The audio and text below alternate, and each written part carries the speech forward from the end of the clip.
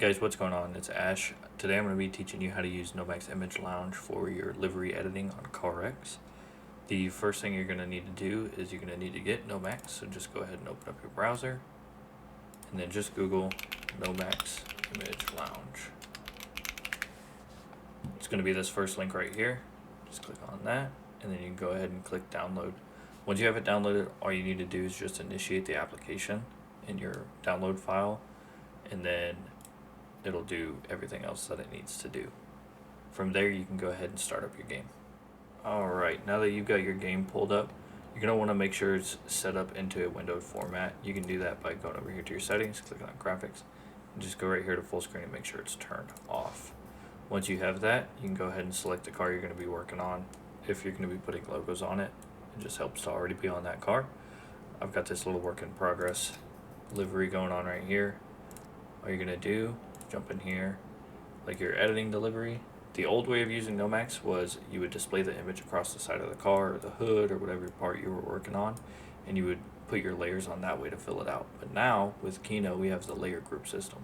So you're going to go ahead and click on that, go ahead and get it set up, and then you're just going to come down here and you're going to search your Nomacs Image Lounge app, hit OK, pull some stuff up. Then we'll just use the Speed Hunters logo for reference. Typically with your logos, the better pixelation you can get, the easier it's going to be. With some logos, it's going to be tough though, just because they're older, so they're smaller, or they have less pixels in the image, or you just won't be able to find a high pixelation image of the logo that you're trying to do. Either way though, you go ahead and kind of get it set up the way you want it, and then what you're going to do is you can hit Control J. It's going to drop the opacity down for you. This is how you're going to put the layers in to trace your logo out. Once you have it set in place and you like the size of it and it's going to be easy enough for you to work with, you're going to go ahead and hit Control Alt Shift and B all together, and what that's going to do is it's going to lock it to your screen. So you can see right now I'm on the game, and then say I pull up Discord's going to come up, but you can see that that logo is still on the screen. Basically what it allows you to do is it's going to sit right there on your screen for you, and you're going to go ahead, grab your controller, or if you edit with keyboard, you're just going to make sure you're on the game, and then you're going to go in and you're going to come down to whatever shape you like to use. I'll go ahead and show you guys what shape I like. It's just right here in the first normal category of the game. It's this shape right here. This shape is really good because you can make it really skinny and make it almost completely flat, so you can even use it on like straight sections and stuff. And then it's also got kind of a softer point on this end, and then it's got a really sharp point on this end. So if you need to do like a sharp angle, like if you're doing this angle right here, you can go ahead and make it skinny, maybe give it a little flip, and then you can put it in here. Obviously that's just an example. What you would really want to do is you would want to come down and then just go ahead and grab a square for that piece. That's going to make your life a whole lot easier, and it's going to make it really straightforward and simple. The nice thing with this layer group system, if you haven't already been using it, is that no matter how many layers you use, once you save this file, it's going to compress it down into one. So you can see here, we'll go ahead and close Nomacs, just like that. You can see here, if I come into this first category, which is your Kino category, that's going to be the category where all of your personal saved baked groups go, and that's just any logos or shapes or designs or anything that you've made. We're going to go ahead and use this antisocial social club sticker, and you can see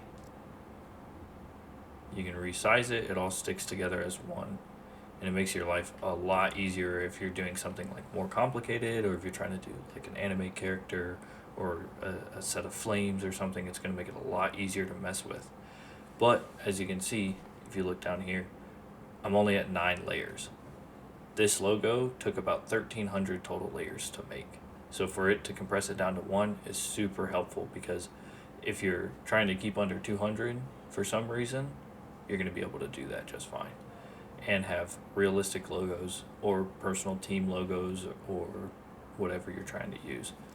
But delete it off, we're only down to 8. So it compresses it all down to 1. It makes it really helpful. It makes it really easy too being able to use this layer group system. You can make all kinds of stuff, and then it all sizes up and down on its own as one whole logo. Just gonna pull up some for you guys to check out here real quick.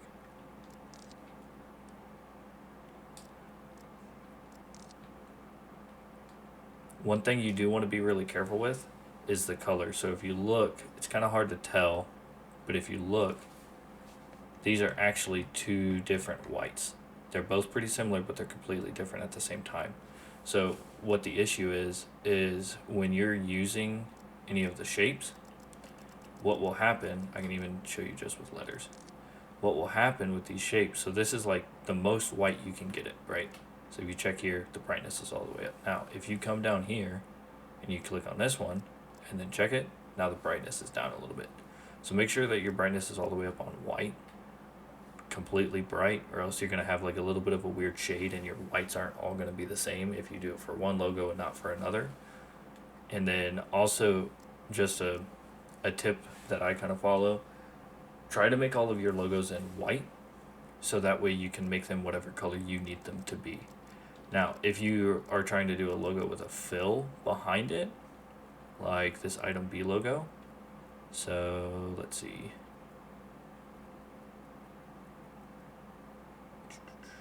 There should be another one. I think it's this one. Yep. So this item B logo has no fill behind it, which works out fine. But let's say I wanted to add a fill. So if we come back, we go right here, and then I can color this fill. Let's just make it black for this. And I can size it up, drop it behind here. Actually, we'll go ahead and bring it back to the front, just make it more easy. Get it kind of sized up just right. It's a little big there.